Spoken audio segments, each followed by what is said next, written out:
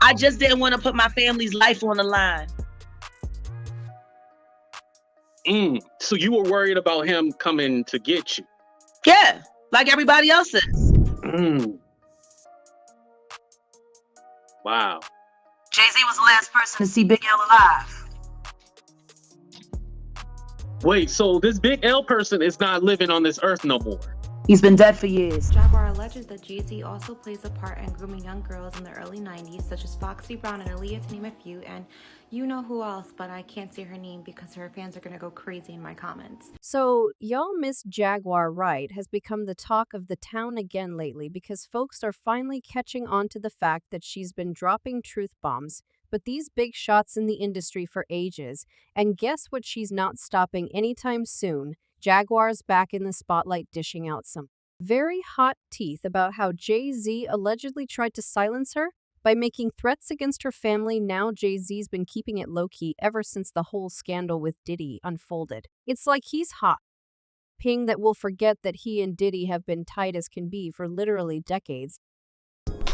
The whole mantra, can't stop, won't stop, is like, you gotta be relentless. You gotta have a bit of crazy. You can't take no for an answer. You gotta make it happen. He embodies that. But hold up, Jaguar's not about to let that slide. She's putting Jay-Z on blast, claiming that he's just as sketchy, if not worse than Diddy. Word on the street says is that Jay-Z has his own set of shady tactics, including some rumored intimidation strategies and questionable ways of making people vanish into thin air. And according to Jaguar, at one point, she was actually scared for her family because she revealed some things about Jay-Z that he supposedly worked very hard to hide from the public. But Nick J really tried to erase Jaguar from the whole music scene, and how come he never tried to take legal action against her for defamation of character? Not even a cease and desist. I mean, yeah, it's definitely time to dissect this whole situation, so let's get into it.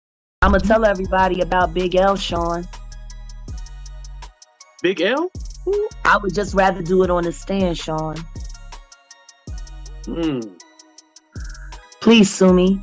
I want to go to court. Okay, so we all know that Diddy is definitely in some very hot water at the moment, and lawsuits are coming from left and right, up in front and center. But don't let Diddy's downfall distract you from the fact that he's not the only shady music mogul in the industry. In fact, his close buddy Jay-Z faced his fair share of disturbing allegations over the years also, and yet few people dare to speak out publicly against Jay-Z. Maybe because they're scared, or maybe because Jay is hiding behind his wife's public image, and we all know her fandom can get borderline cultish when it comes to defending the Carters. However, there's one person who's been keeping her foot planted squarely on Jay-Z's neck for years. Of course, I'm talking about none other than Miss Jaguar Wright, the woman some people love to call a cloud chaser and a conspiracy theorist, while others swear she's one of the rare truth tellers in the entertainment world.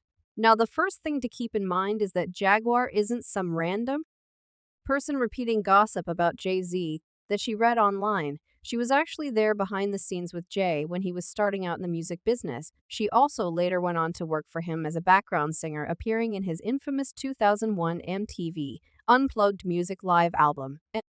Jaguar also reportedly dated rapper Big L, the late Harlem legend, who was initially signed to Columbia Records before they dropped him in 1996, supposedly over creative differences. A couple of years later, Big L caught the eye of a Rockefeller co-founder, Dame Dash, and they started talking about Big L and his crew potentially getting a deal as a group. However, just days after the negotiations started, Big L was killed in a drive-by shooting in his native Harlem. Gerard Woodley, one of Big L's childhood friends, was arrested for the crime about 3 months later. However, the police didn't really have any evidence against him, and they released him. To this day, Big L's murder case remains unsolved. But if you ask Jaguar Wright, GL's demise was the first of many mysterious deaths that marked Jay-Z's rise to the top. During her viral interview on Real Life Productions, Jaguar alleged that Jay-Z climbed his way to the top by basically getting rid of his competition one by one. Saw Jay-Z or even heard him speak.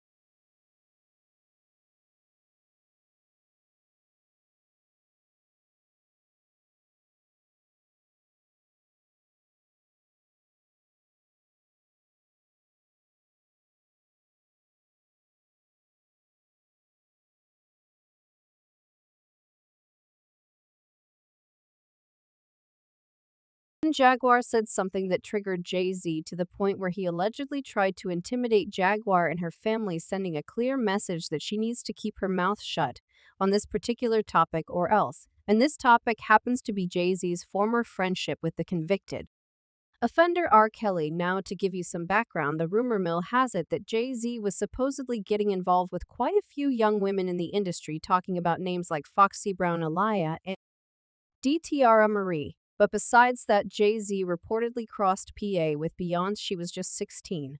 And he was pushing that big three. Now Beyonce later claimed that she didn't start dating him until she hit 18. But here's the kicker: Jay-Z spilled it to Charlie Rose in 2017, saying he met Beyonce 10 years prior, so you do the math on that one. However long she's been recording, that's when I met her.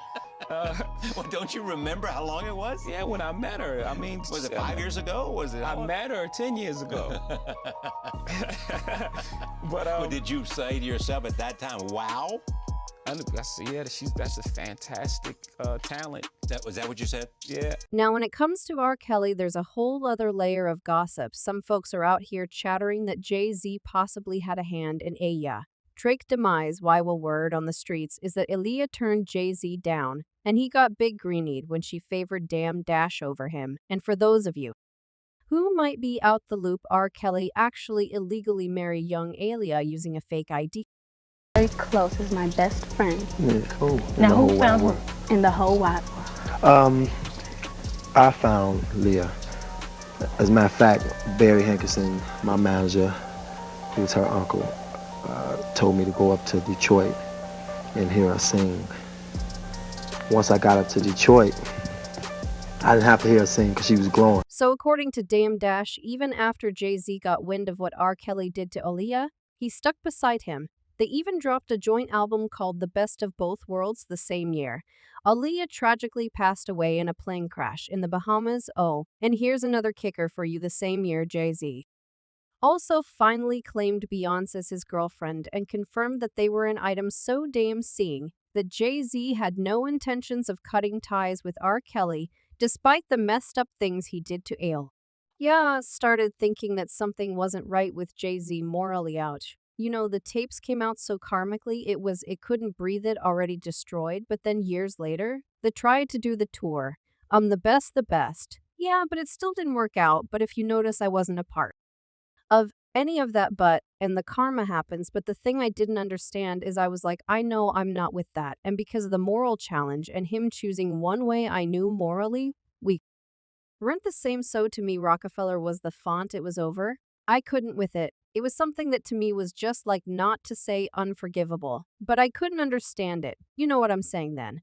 I didn't understand how people didn't. I thought, well, then the people aren't going to have that. But nobody said nothing. Now, coincidence or not, the same year Aaliyah passed away, Beyonce's solo career took off, and Jaguar Wright suggested that Jay-Z might have had a hand in Aaliyah's tragedy. See fate, possibly as a move to clear the way for Beyonce to become #1 as the RM princess after Arya turned him down and went with Dame Dash.